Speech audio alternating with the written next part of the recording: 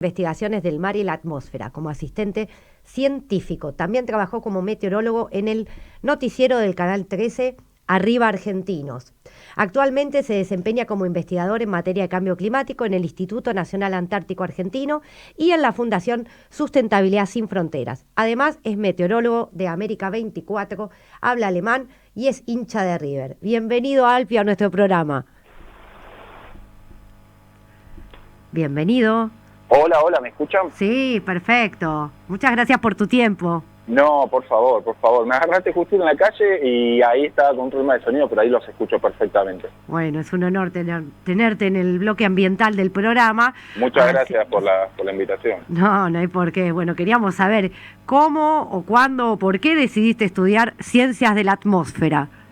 Hace un rato ya decidí estudiar esa carrera porque cuando salí del colegio ya inclusive en el secundario tenía un interés muy marcado por todo el tema ambiental, el tema del cambio climático, que no estaba obviamente tan metido en la agenda como hoy, pero yo me acuerdo, por ejemplo, que recién estaba saliendo del colegio y hacía poco se firmaba el protocolo de Kioto del 97, sí, etcétera, ¿viste? Bueno, me interesaba mucho el tema, busqué una carrera afín. No existía ciencias ambientales en la UBA todavía. Así es. Y me metí en ciencias de la atmósfera, bueno, me recibí climatólogo y me fui metiendo cada vez más en el tema, ¿no? Pero bueno, ahora la carrera de ciencias ambientales sí existe en la Universidad de Buenos Aires, ¿no?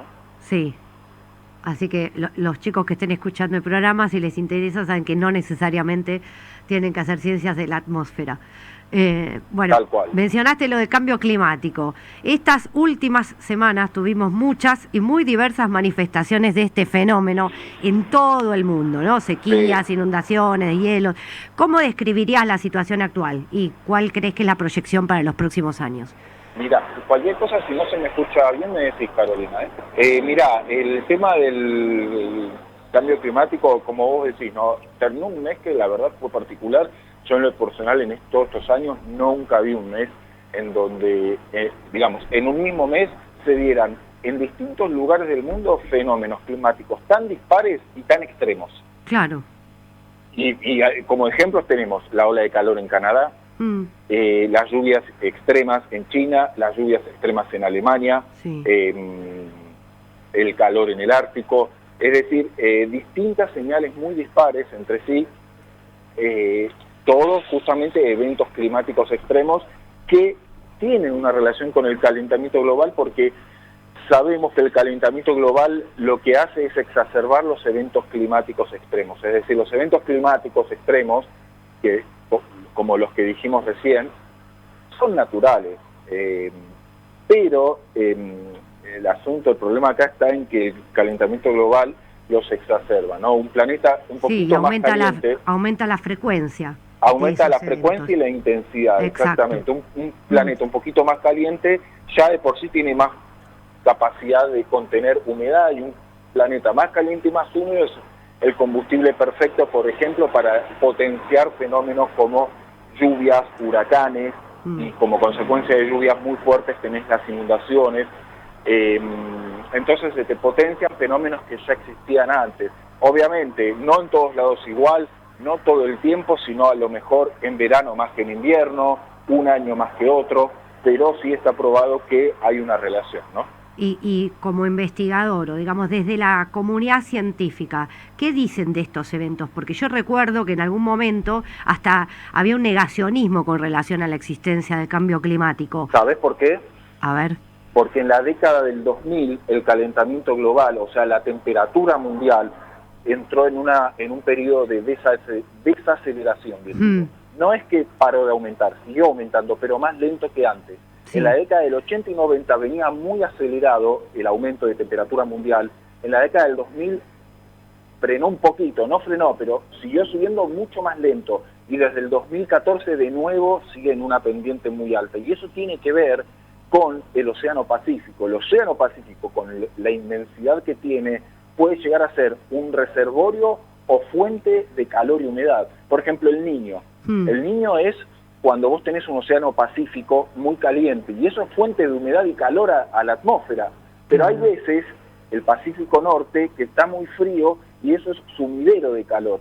Eso es lo que pasó entre el 2000 y el 2013, Sí. el Pacífico Norte estuvo muy frío en la escala decádica, estamos hablando de década a década, ¿no? Sí, sí. No en la escala diaria. Eso fue sumidero de calor y desaceleró el calentamiento global en el aire. Pero claro, fue el momento perfecto para que los negacionistas o los escépticos Sí.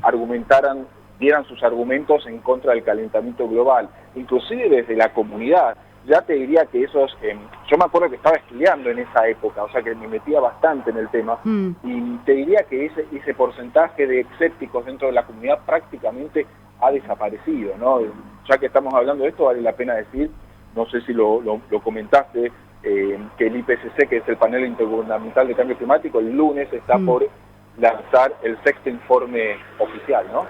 Bueno, lo esperaremos ansiosamente porque realmente hay que tomar conciencia. De hecho, no sé si el ciudadano de a pie tiene conciencia de lo que estaba ocurriendo. O sea, desde el ámbito científico es una cosa, desde el ámbito político, pero... Sin duda que sí, ¿no? Sí. Nosotros nos basamos básicamente en estos informes cada 6 años del IPCC. Sí. En el público en general es más difícil, pero en ese sentido tienen un papel fundamental también los medios, ¿no? Claro. Y políticamente, ¿cómo ves a nuestro país en el concierto de naciones? O sea, ¿cómo lo consideras posicionado? Bastante, dentro de todo, bastante bien, si bien todavía falta digamos, una conciencia colectiva todavía aún más fuerte, Sí. pero desde lo político bastante bien, porque, por ejemplo, un dato es que en el 2019 se aprobó en diciembre del 2019, es decir, es muy reciente, Sí. la Ley Nacional de Cambio Climático, de adaptación Exacto. y mitigación de presupuestos mínimos. Sí. Y en ese contexto hay planes provinciales de respuesta que se comenzaron a elaborar en las provincias, que tienen un plazo del 2020 hasta el 2022, 2022 o 2023, para poder elaborar un plan de adaptación al cambio climático. Es decir, que por la fecha que te dije te podrás imaginar que es un tema muy verde, Sí. pero la cosa comienza a encaminarse, ¿no? Qué bueno. Y si tuvieras que decidir una de las dos, ¿qué te gusta más, investigar o informar? Está difícil. Te la Y compliqué. mirá, mi actividad principal es investigar. Yo Sí. creo que voy por investigar, pero la verdad que me gustan las dos. Muy bien. Y me gusta mucho también bajar el mensaje al público general, ¿no? Yo tengo muchos colegas que por ahí prefieren tener un público más técnico, más especializado, porque se sienten más cómodos hablando a un público que ya tiene un conocimiento. A mí me gusta mucho el desafío de comunicar al que no tiene realmente idea del tema, ¿no? Y bajar ese mensaje para tratar de captar la atención del público bien general, ¿no? Que no tenga por qué saber nada absolutamente del tema. Sí, divulgación científica o popularización de la ciencia. Y eso que mi formación no es en comunicación, pero bueno, como trabajé en tele, ahora estoy en tele, bueno, Sí. Uno va aprendiendo también desde la experiencia, ¿no? Claro. Bueno, y mencionaste esto de que tu actividad principal es investigar. ¿Qué trabajos de investigación se realizan en el CIMA o, bueno, qué querés compartir respecto de tu tarea investigativa? Sí, yo estoy hace 10 años en el Instituto Antártico Argentino, que pertenece a Cancillería, a la Dirección Nacional del Antártico. Dentro del Departamento de Ciencias de la Atmósfera, bueno, yo estoy ahí en áreas de investigación. Básicamente lo que he estado hasta ahora trabajando es variabilidad, es decir, extremos de temperatura en la península antártica y con salidas de modelos climáticos, el análisis del cambio también observado y proyectado a futuro de la península antártica, que además es una zona crítica de estudio de muchos países, no solamente de Argentina, ¿no? Claro. La península antártica es el triangulito, digamos, que reclama la Argentina de la Antártida. Sí. Y después del Ártico es la región del mundo que más se calentó en las últimas décadas, por lo tanto es una región crítica de estudio, obviamente, a la hora de hablar de cambio climático, porque al haberse calentado tanto la península junto con el Ártico, eso tiene un efecto en los glaciares, en el hielo marino, en la fauna, en distintos sistemas del lugar, ¿no? Claro.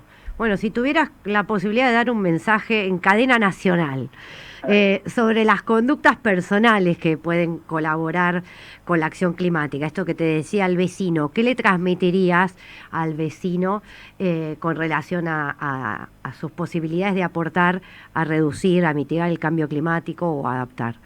Bueno, yo más que nada le diría, porque primero que seamos conscientes de que la matriz energética, es decir, la energía que utilizamos mayormente en el mundo, sigue siendo a base de quema de petróleo y carbón. Sí. Y ese es el problema. Eso es lo que emite gases de efecto invernadero, dióxido de carbono, entre otros, que está calentando de forma acelerada el mundo.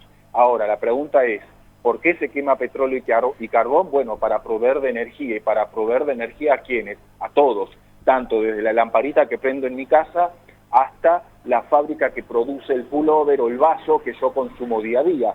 Por lo tanto, todo lo que consumimos necesita energía que viene de la quema de combustibles fósiles que lamentablemente calienta nuestro planeta en forma acelerada. Entonces, directamente de ello se desprende el concepto de moderar el consumo, sin obviamente dejar de consumir, porque es necesario y forma parte de nuestra vida, pero ser consciente de que lo que consumimos está teniendo un impacto en el mundo, porque la gente suele creer que lo que aporta al cambio climático son las fábricas únicamente, el que tiene auto, por supuesto, el que tiene auto más, pero aunque no tenga auto, las cosas que yo tengo vienen de fábricas que utilizan energía que viene de la quema de petróleo y carbón, y todo eso Claro.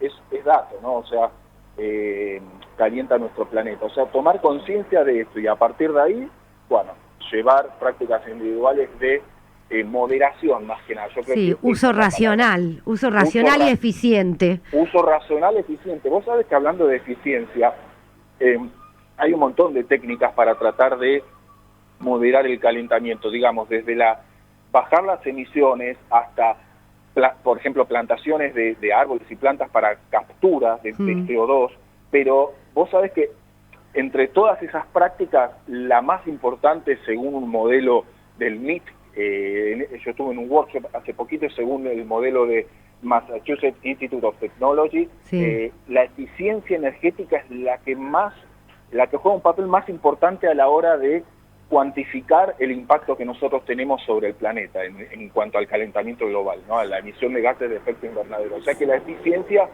es fundamental y en ese sentido, por suerte, por ejemplo, los electrodomésticos que consumimos día a día han mejorado mucho su eficiencia en los últimos años, ¿no? Sí, bueno, Alpio, me voy a tener que despedir porque ya me quedé sin tiempo en este bloque, así que te agradezco mucho todas las explicaciones, las sugerencias y bueno, espero que los oyentes se prendan en esto de ahorrar recursos y utilizarlos eficientemente. Dale, ojalá que sí. Muchas gracias por el llamado. Gracias a vos por tu tiempo. Chau, chau.